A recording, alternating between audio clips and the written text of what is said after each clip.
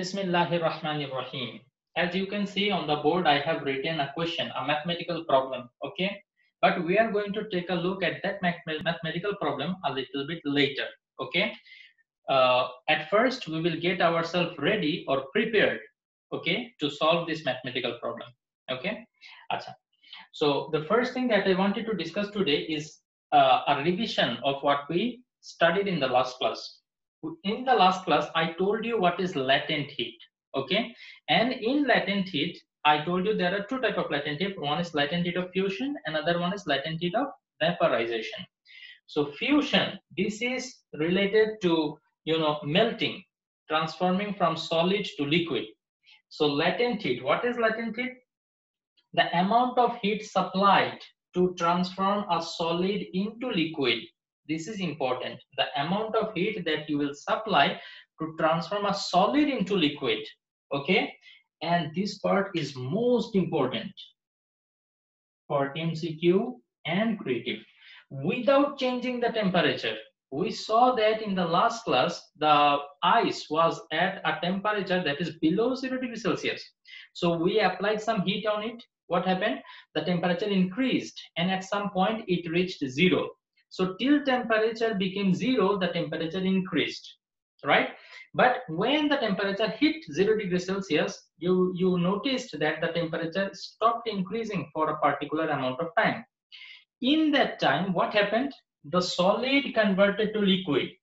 So when this was taking place, the temperature was unchanged. The temperature was not changing.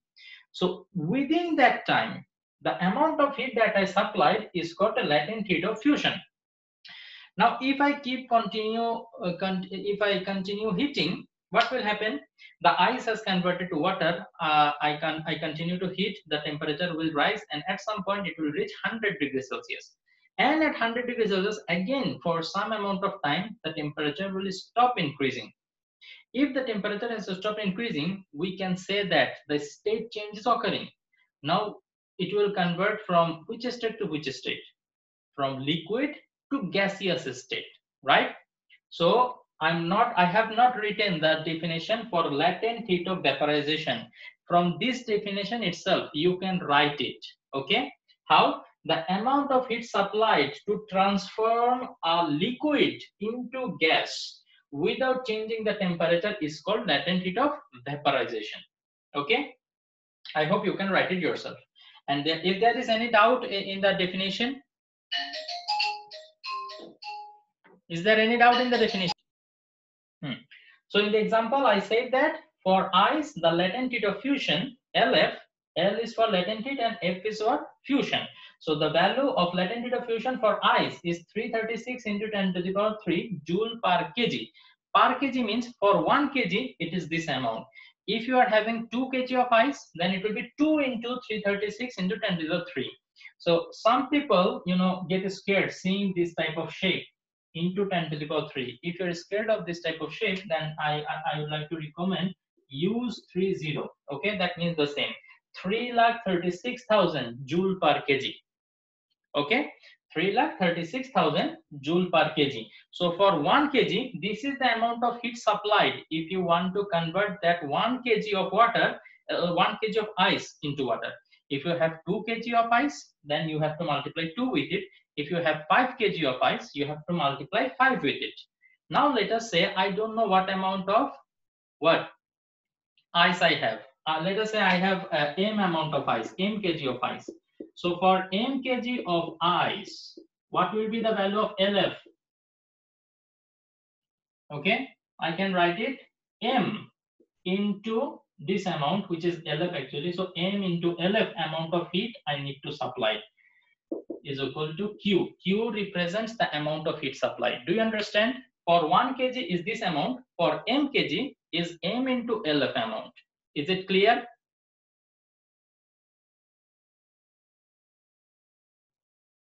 Not clear? No, sir. Again. For 1 kg. Okay, I will write it on the board. আমি কথাই বলতেছি দেখে হয়তো বুঝতেছো না. No problem. If I ask you, the price of 1 marker is 1 dinar. Oh, sorry, let us say 3 dinar. The price of 1 marker is 3 dinar. What is the price of 2 marker? 6 dinar. How did you find it? Plus Multiply by 2. Or multiply, right? 1 marker is 3 dinar, so 2 marker is 2 into 3 is equal to 6 dinar. 3 marker will be 3 into 3 equal to 9 dinar. So this is what I'm saying. For 1 kg of ice, the amount of heat that I have to supply is LF, okay, or let us say just 336, okay, this one. If I have 2 kg, then I will double the amount, right? Double the amount of heat I have to supply.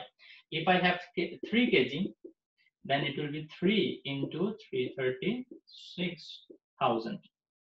So you can see that how many kg you have, that is being multiplied with this amount, right? So that is why I'm saying if I have m kg, then it will be m into 336,000. Okay, and this is actually represented by LF, and this 1 2 3, this is actually how many, what is the mass of the ice, so that is m into LF. This amount of heat you need to supply to convert that amount of ice into water. Now are you clear?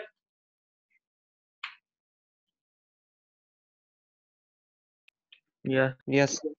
না বুঝলে আবার বলো, আমার তোমাদের yes শুনে মনে হচ্ছে তোমরা বুঝো নাই, তো আমি আবার বলতে রাজি আছি, অসুবিধা নেই। Do you want me to say it again? না বুঝি স্যার। Okay. আচ্ছা, so to calculate the amount of heat supplied, we already got to know 2 type of equation. Q is equal to ms del theta. This equation I already established when I actually discussed the definition of a specific heat. And today we got to know another equation for heat supplied. Q is equal to mlf. Okay, so when we will use these 2 type of equation, this one we will use when there is change of temperature.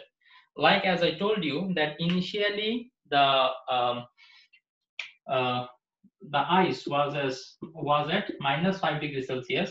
When you supply some heat to it, it will become 0 degrees Celsius ice, right? From -5 degrees Celsius ice to 0 degrees Celsius ice. In this process, is the temperature changing? If your answer is yes, the temperature is changing, then this is the equation that you have to use. If I ask you what is the heat supplied in this process, you will use this equation, W equal to ms del theta. Now we know that from 0 degrees Celsius ice, what will happen? It will be converted to 0 degrees Celsius of water, right? So if I ask you now, is there any change of temperature? You will say that no sir, there is no change of temperature, but there is change of state. So for this process, if I ask you what is the amount of heat supply, you will calculate in this way, that Q is equal to mLF. Now you might ask me, sir, why I cannot use this equation for this case?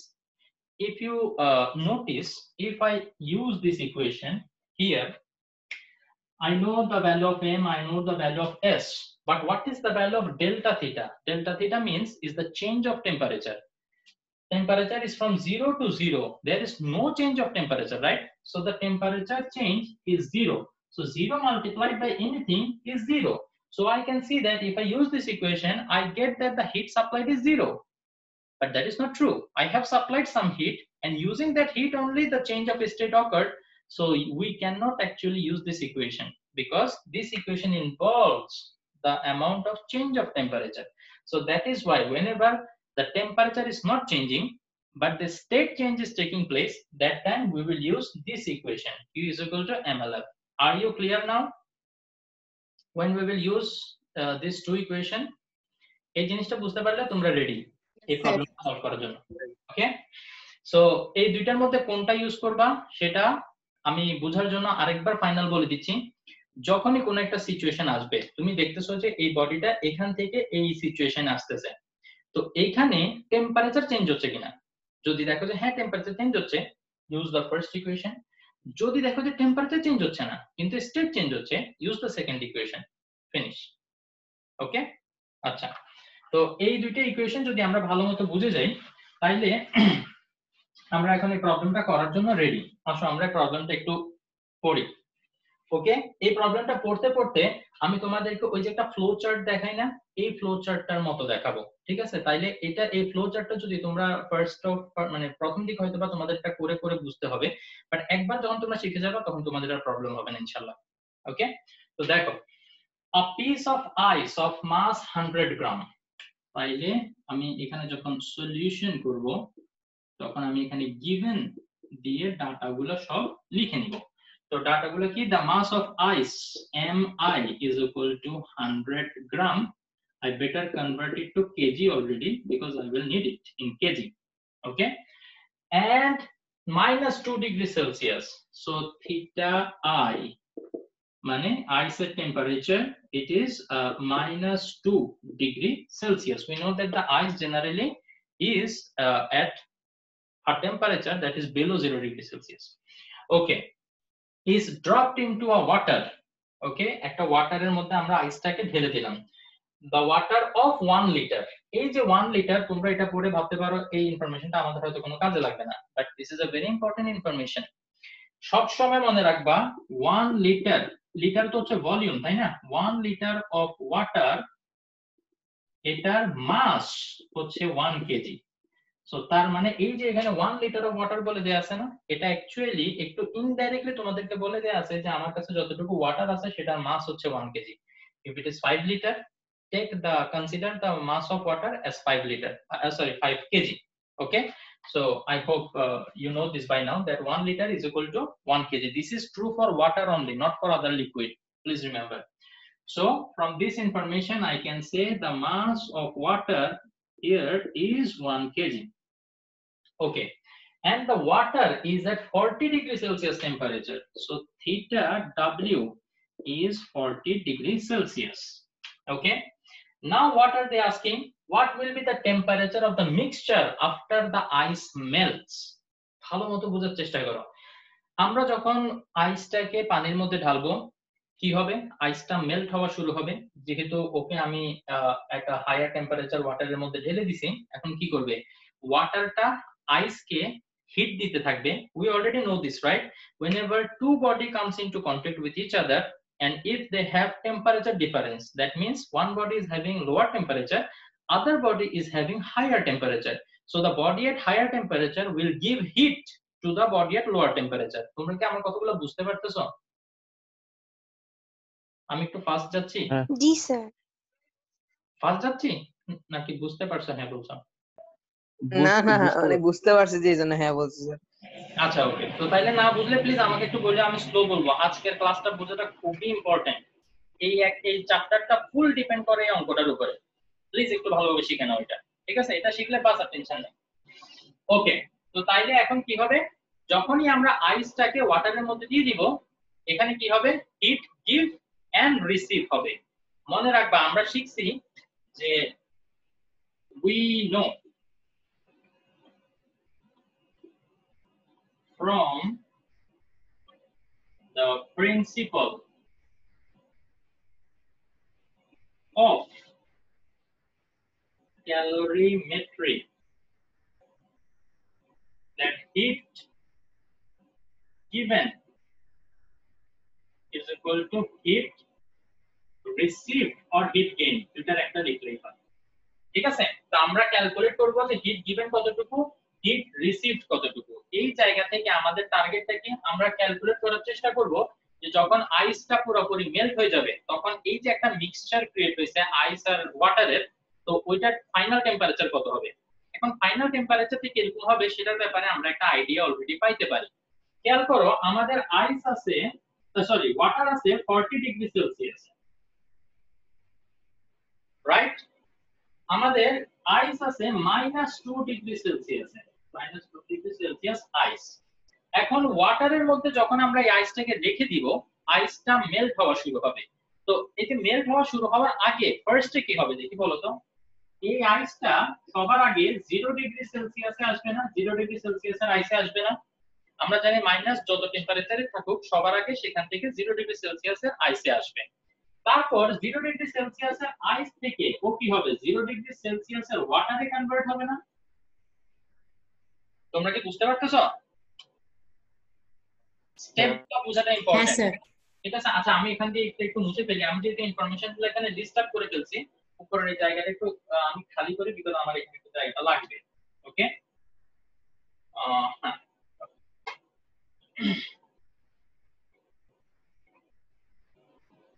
আমার question থেকে সব information list up করা শেষ। এখন আমি এখানে এই জিনিসটা একটু দেখাই তোমাদেরকে। এই প্রসেসটা বোঝার চেষ্টা করো। 40 ডিগ্রি সেলসিয়াস অফ ওয়াটার। ওকে, এখন 0 ডিগ্রি সেলসিয়াসে এই যে ওয়াটার কি করতেছে, আইসকে হিট দিচ্ছে। আইস এই হিটটা নিয়ে ফার্স্ট অফ অল ও -2 ডিগ্রি সেলসিয়াসের আইস থেকে 0 ডিগ্রি সেলসিয়াসের আইসে কনভার্ট হয়ে যাবে। দেন তারপরও তো ওয়াটার হিট দিতেই থাকতেছে না, so if we continue to supply the heat to the ice will melt। 0 degree সেলসিয়াসের আইস থেকে হয়ে যাবে 0 ডিগ্রি সেলসিয়াস অফ ওয়াটার। দেন তারপরে কি হবে, এই যে ওয়াটারও হয়ে গেছে, এই টেম্পারেচার 0 ডিগ্রি সেলসিয়াসে বসে থাকবে না, বিকজ এই ওয়াটারটা এখনো ওকে হিট দিচ্ছে। তাইলে কি হবে, এটা বেড়ে মাঝখানে মনে করো 20 ডিগ্রি সেলসিয়াস বা 25 ডিগ্রি সেলসিয়াস অথবা 15 ডিগ্রি সেলসিয়াস এরকম কোন একটা টেম্পারেচারে আসবে। আবার এই ওয়াটারটাও যেহেতু হিট দিয়ে দিচ্ছে, ওয়াটারের টেম্পারেচারটাও কমে এরকম একটা কোন একটা স্টেজে আসবে, যেখানে মানে ইকুইলিব্রিয়াম স্টেট ক্রিয়েট হবে। আমি তোমাদেরকে বলছিলাম থার্মাল ইকুইলিব্রিয়াম স্টেট, এটা কখন, যখন দুইটা বডি হিট দেয়া নেয়া করতেছে।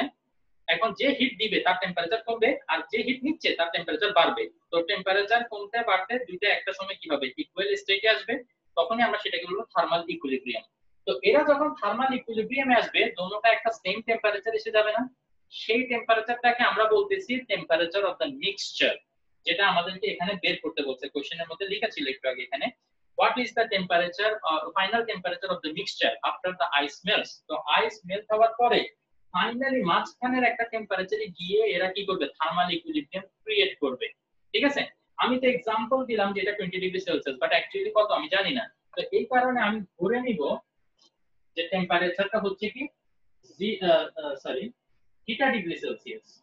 Theta degree Celsius, let theta degree Celsius be the final temperature of the mixture। বুঝতে পারছো? তাইলে এখানে হিট যে রিসিভ করতেছে, সেই হিট রিসিভটা তিনটা স্টেপে হচ্ছে। খেয়াল করো, হিট রিসিভ, আইস হিট রিসিভ করবে তিনটা স্টেপে। নাম্বার 1 স্টেপ -2 থেকে 0 তে আসবে। সেকেন্ড স্টেপ 0 ডিগ্রি আইস থেকে 0 ডিগ্রি ওয়াটারে কনভার্ট হবে। থার্ড স্টেপ 0 ডিগ্রি ওয়াটার থেকে থিটা ডিগ্রি ওয়াটারে চলে যাবে। সো তিনটা স্টেপে আমার হিট রিসিভ হবে।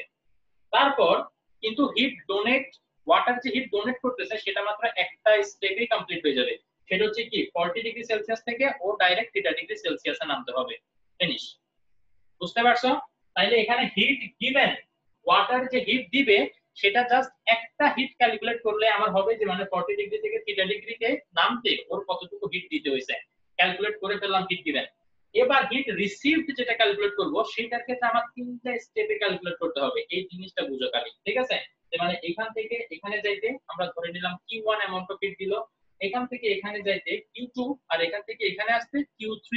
তাইলে এই যে Q1 Q2 Q3 এই তিনটা অ্যাড করলে সেটা এই এই ওয়াটার যতটুকু হিট দিছে সেটার ইকুয়াল হতে হবে। আমি এটাকে লিখতেছি একটু সুন্দর করে, তোমরা একটু বুঝো। ওকে,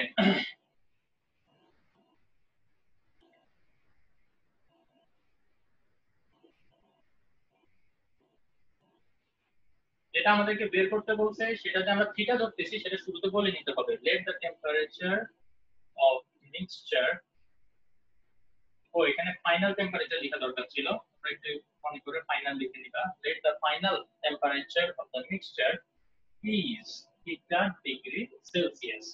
তো এরপরে আবার ওই সুন্দর মতো লিখবা, according to the principle of calorimetry heat received, heat given is equal to heat received। তো এখানে যেটা বললাম যে হিট এখানে মেল্ট হওয়ার জন্য যেটা লাগবে সেটা আমরা ধরলাম Q1, তারপর সরি টেম্পারেচার 0 তে আসার জন্য যেটা লাগবে Q1, মেল্ট হওয়ার জন্য যেটা লাগবে সেটা Q2, আবার এখান থেকে থিটা ডিগ্রিতে আসার জন্য আমাদের যে হিটটা লাগবে সেটাকে বললাম Q3, আর এখানে 40 ডিগ্রি সেলসিয়াসের এটাতে আসতে যে হিট দিবে সেটা Q4। তাইলে একটা জিনিস খেয়াল করো, এখানে হিট গিভেন, হিট দিচ্ছে Q4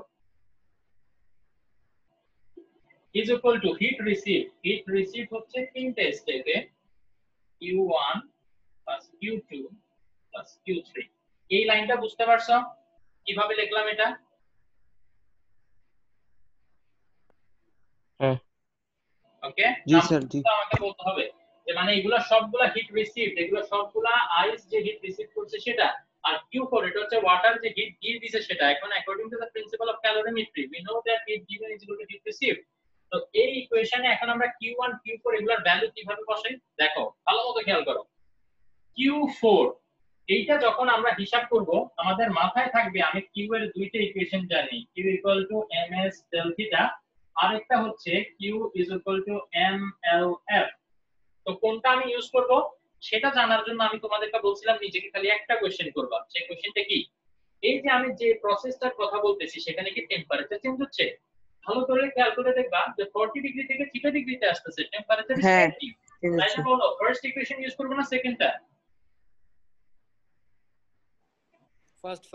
ফার্স্ট ইকুয়েশন, রাইট? তো তাইলে এখানে আমরা কি লিখবো, Q4 এর জায়গায় লিখবো ms del theta। এখন এইখানে আমি একটু খালি রাখছি কেন, কারণ হচ্ছে এই যে হিটটা যে দিচ্ছে, হিটটা কে দিচ্ছে? ওয়াটার দিচ্ছে না? তো তাইলে আমি এখানে লিখতে হবে mass of water, specific heat of water, then del theta. বুঝতে পারছো? mw sw এভাবে লিখে দিতে হবে। দেন Q1 কোন প্রসেস? -2 ডিগ্রি থেকে 0 ডিগ্রিতে চলে আসতেছে, টেম্পারেচার ইজ চেঞ্জিং। তাইলে আমরা কি করব, এই যে এই আবার ফার্স্ট ইকুয়েশনটা ইউজ করব Q1 এর জন্য। তাইলে আমি কি লিখব, আবার লিখতে হলো m s ডেল থিটা, লিখে ফেললাম। এটা আইস হবে না, আই। এটা আইসের জন্য। ভেরি গুড, তোমরা ট্যালেন্ট আসলে। তো তাইলে এখানে বসাইতে হবে mass of ice, specific heat of ice, and then del theta. Good. Plus Q2 টা কি, টেম্পারেচার কি চেঞ্জ হচ্ছে Q2 তে?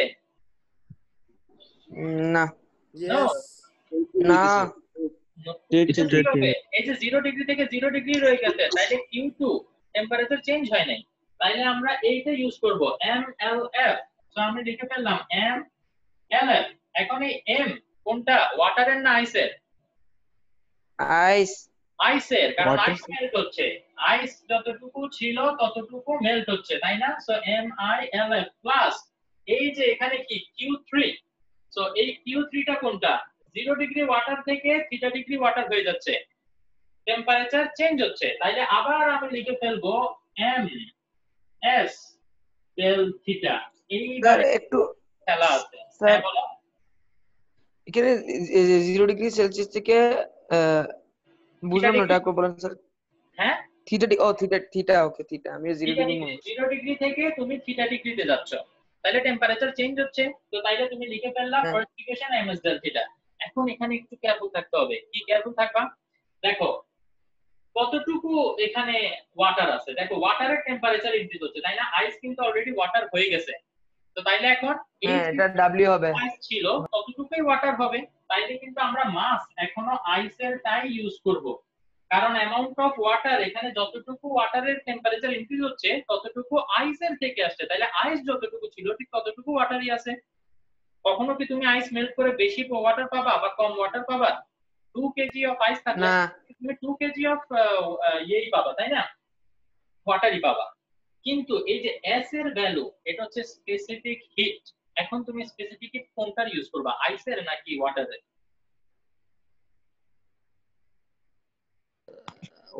ওয়াটার, কারণ ওয়াটার কে হিট করা হয়েছে। Very good, very good. এটা যারা বুঝতে পারছো তারা গোল্ডেন প্লাস ইনশাআল্লাহ। SW del theta, এখানে আমরা মাস নিব ওয়াটারের, কারণ কতটুকু ওয়াটার আছে, যতটুকু আইস ছিল ততটুকু ওয়াটার। কিন্তু এই যে টেম্পারেচার যে রিসিভ করতেছে, টেম্পারেচারটা কে রিসিভ করতেছে? দেখো তো, এটা এখানে কিন্তু ওয়াটার, ফুলটাই ওয়াটার, তাই না? তো তাইলে ওয়াটার থেকে ওয়াটারে যাচ্ছে, তার মানে কি তোমার এখানে যে হিট রিসিভটা হচ্ছে সেটা সে ওয়াটারের যতটুকু হিসাব সেই হিসাবে ওইটা রিসিভ করবে। এখানে কিন্তু SW, এই জিনিসটা মনে রাখাটা ভেরি ইম্পর্টেন্ট। এই জায়গায় অনেকে মিস্টেক করতে পারো এই কারণে আমি এটা এভাবে স্টার মার্ক দিয়ে দিলাম। তোমরা যখন খাতায় নোট নিবা তখন তোমরা খাতায় এভাবে স্টার মার্ক দিবা। দেওয়ার ফলে কি হবে, যখন তোমরা রিভিশন দিবা তোমাদের মনে পড়বে স্যার বলছিল এখানে আমরা ওদের ভুল করার কথা, এটা আমাদের মনে রাখতে হবে। এটা ঠিক রাখতে পারলে নো টেনশন, আমাদের অঙ্ক হয়ে গেছে। এখন এখন খালি আমরা ভ্যালু বসাবো আর মজা মজা করে বের করে ফেলবো। তাইলে দেখো এমডব্লিউ, এমডব্লিউ মানে কত 1 কেজি। সো আমরা দেখলাম এখানে 1 KG. Specific heat of water, এটা আগে বলতে ভুলে গেছি, specific heat of water and specific heat of ice, এই দুইটা ভ্যালু তোমাদেরকে মুখস্থ রাখতে হবে। সেটা কত আমি এখানে লিখে দিচ্ছি। স্পেসিফিক হিট অফ ওয়াটার এটা হচ্ছে 4200 joule per kg per kelvin, এটা হচ্ছে স্পেসিফিক হিট অফ ওয়াটার।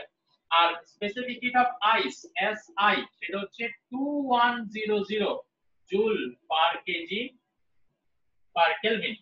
তো এটা মনে রাখার টেকনিকটা হচ্ছে 42 এর হাফ হচ্ছে 21, 42 এর হাফ হচ্ছে 21। সো এইভাবে তোমরা মনে রাখতে পারো। ওয়াটারের জন্য ইট ইজ 4200 আর আইসের জন্য এটা হচ্ছে 2100। এখন আমি তোমাকে একটু একটা কথা বলি, যেটা হচ্ছে যদি কোশ্চেনে এটা দেয়া না থাকে তাইলে আমরা এটা যেটা জানি সেটা আমরা ইউজ করতে পারবো, we have the liberty. But কোশ্চেনে যদি সামহাউ মেনশন করা থাকে যে না স্পেসিফিক হিট অফ ওয়াটার এটা এই প্রবলেমের জন্য তুমি ইউজ করো 4300, তাহলে কিন্তু বাবারে তুমি আবার বলিও না যে না আমার স্যারে বলছে 4200 এটা ইউজ করতে হবে, এরকম বলিও না, ঠিক আছে? কোশ্চেনে যদি মেনশন করা থাকে তাহলে ভুলে যাও যে তুমি আগে কি পড়ে আসছিল, ফরগেট, কোশ্চেনে যেটা বলছে সেটা ইউজ করতে হবে। বাট যদি কোশ্চেনে এটা মেনশন করা না থাকে, মোস্টলি এটা মেনশন করা থাকে না, কারণ এটা হচ্ছে একটা কনস্ট্যান্ট ভ্যালু যেটা আমরা মুখস্থ ইউজ করতে হয়। বাট যদি বাই চান্স মেনশন করা থাকে তখন আমাকে আবার মনে করিও না, ভুলে যাও আমি কি বলছিলাম, ঠিক আছে? তো বাস এখন SW এটার ভ্যালু কত 4200, তো 4200 into delta theta change of temperature, এটা Q4 এর কথা বলতেছি। Q4 এ কি হয় 40 থেকে থিটাতে নেমে আসে, 40 ডিগ্রি চেঞ্জেস। 40 থেকে থিটাতে নেমে আসে, তাহলে 40 মাইনাস থিটা এটা হচ্ছে change of temperature. Okay, than equal to mi, mi এর ভ্যালু হচ্ছে 0.1, সো 0.1 ইনটু si, si এর ভ্যালু হচ্ছে 2100 into delta theta change of temperature. দেখো তো টেম্পারেচার কত -2 থেকে 0 তে আসতেছে, -2 -0, হ্যাঁ -2 -0। না না না, এখানে আসলে আমার মনে হয় আমি এটা একটু উল্টা লিখে ফেলছি।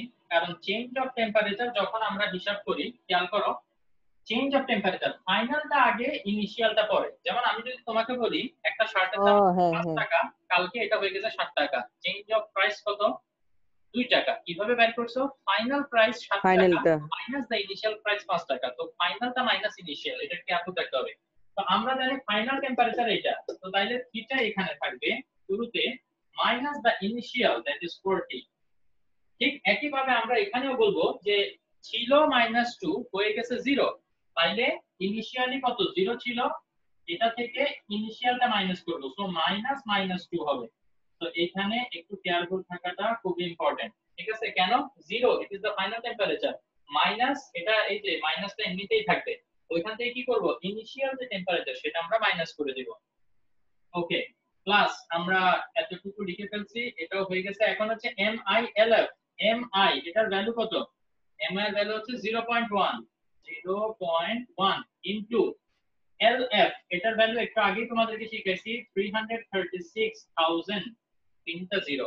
ওকে, সো আমাদের এটাও লেখা হয়ে গেছে, আমরা একটা ব্র্যাকেটের মধ্যে ঢুকাই, প্লাস এই যে এবার এটা লিখবো যেটা কিনা স্টার মার্ক দিছি, MI ভ্যালু কত 0.1 ইনটু SW মানে হচ্ছে 4200 বসাবো into delta theta change of temperature. দেখো ফাইনাল টেম্পারেচার থিটা এটা 0 থেকে যে Q3 থিটা -0, 0 থেকে থিটা হচ্ছে, সো থিটা -0 হবে। তো আমরা লিখবো থিটা -0, তাহলে এটা একটু সেকেন্ড ব্র্যাকেট বানাই দিই, বাস আর টেনশন নেই, নরমাল ক্যালকুলেশন। এখন ফুল ইকুয়েশনে শুধুমাত্র একটা জিনিসই আমরা জানি না, সেটা হচ্ছে থিটা। সো থিটার ভ্যালুটা আমরা বের করতে হবে। আশা করি এখান থেকে পারবো ইনশাআল্লাহ, নাকি? আমি ফুল ক্যালকুলেশনটা একটা নিজে করাই দেখাই দিতে চাই, এই কারণেই দেখাচ্ছি। ওকে, we have 6 minutes, oh enough we have, so 4200 into 1 ঠিক আছে, এটা কি হয়ে যাবে 4200 হবে। তো এটা যদি এটার ভিতরে মাল্টিপ্লাই করো হবে 4200 থিটা মাইনাস 4240 এর সাথে মাল্টিপ্লাই হবে, তাইলে কি হবে 4 2 যা 1,68,000 রাইট রাইট। এটা ক্যালকুলেটর ছাড়াও কিভাবে করবা, এই যে 4 দিয়ে 2 কে মাল্টিপ্লাই করবা 8, 4 দিয়ে 4 কে মাল্টিপ্লাই করবা 16, তারপর এখানে কয়টা জিরো, একটা দুইটা তিনটা জিরো দিয়ে দিবা। ওকে, এটা গেল লেফট হ্যান্ড সাইড।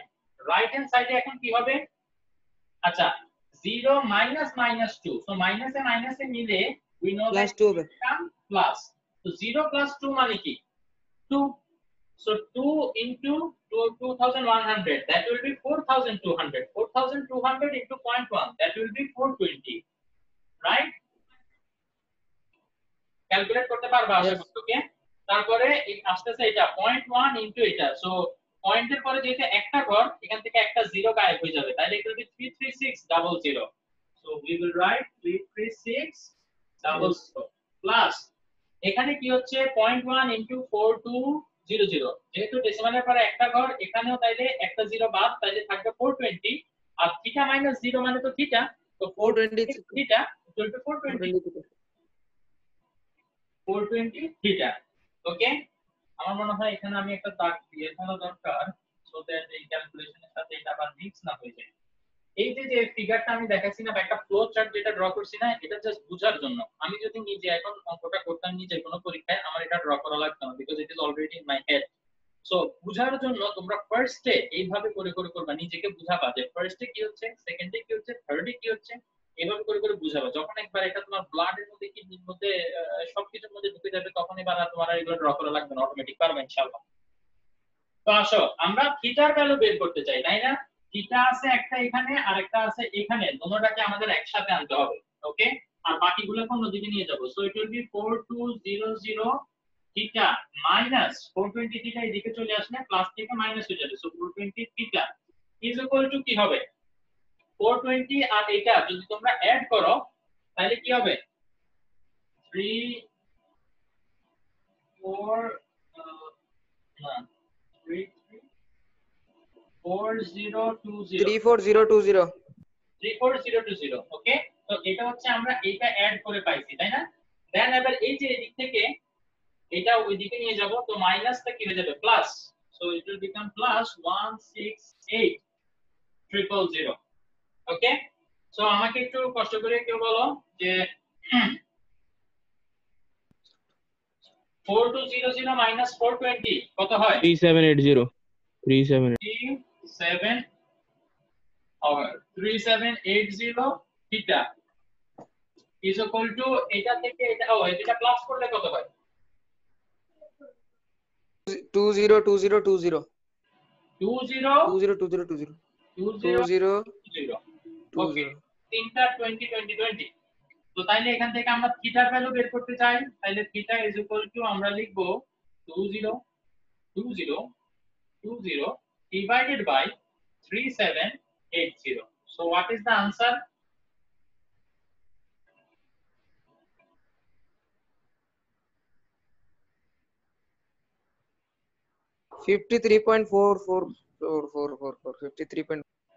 কত?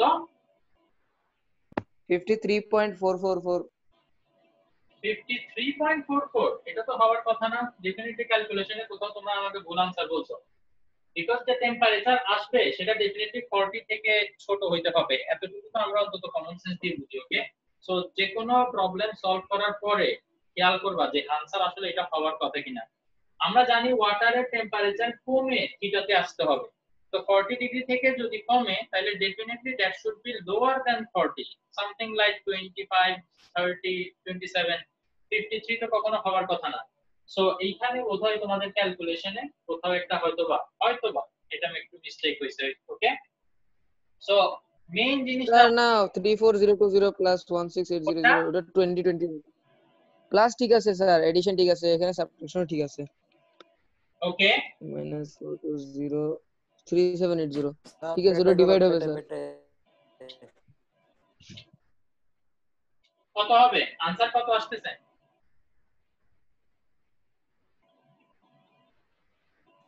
আচ্ছা আমাদের 53.44 জাস্ট আর 1 মিনিট সময় বাকি আছে ভিডিওর। তো মেইন জিনিসটা আমি তোমাদেরকে বলি, আনসার বের করা এটা তো কোনো বিষয় না, তোমাদের মেইন যেটা আজকে আমি শেখানোর চেষ্টা করতেছি প্রসিজারটা।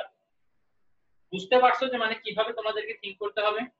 ঠিক আছে, এই অঙ্কটা বাসায় নেক্সট ক্লাসের আগে মিনিমাম 3 বার প্র্যাকটিস করবা প্লিজ। এই একটা অঙ্ক ভালো মতো করো, এই চ্যাপ্টার থেকে প্রিলিমিনারি টেনশন নিতে হবে না ইনশাআল্লাহ। ওকে, এটা খুব ইম্পর্টেন্ট, এটা এই বছর আসছে, ইনশাআল্লাহ স্যার। 2020 তে আসছে। তো তোমরা 2022 তে एग्जाम দিবা, তোমাদের জন্য এটা কিন্তু খুব ইম্পর্টেন্ট। ঠিক আছে, তো যেহেতু ক্লাস টাইম শেষ, তোমরা একটা কাজ করো, যদি কোশ্চেন থাকে কাইন্ডলি লিখে রাখো, আমাকে হোয়াটসঅ্যাপে মেসেজ করে রাখো, আমি পরের ক্লাসে ডিসকাস করব ইনশাআল্লাহ। ওকে, ইনশাআল্লাহ স্যার। অ্যাটেন্ডেন্সটা নাও, অ্যাটেন্ডেন্স। আমি মোবাইল মাহমুদ স্যার ভুল হয়েছে বুঝি, কই হয়েছে এখানে 43402। হ্যাঁ, এখানে কোন একটা মিস্টেক হয়েছে আমি জানি না, নাইলে আসলে এই আনসার ডিফারেন্ট আসবে। তোমরা কেউ একজন একটা হ্যাঁ স্যার এখানে হবে 38220 হবে, এখানে লিখছেন আপনার 34020। আচ্ছা এখানে ওকে, ভুল হয়েছে। এটা ঠিক করে নিও।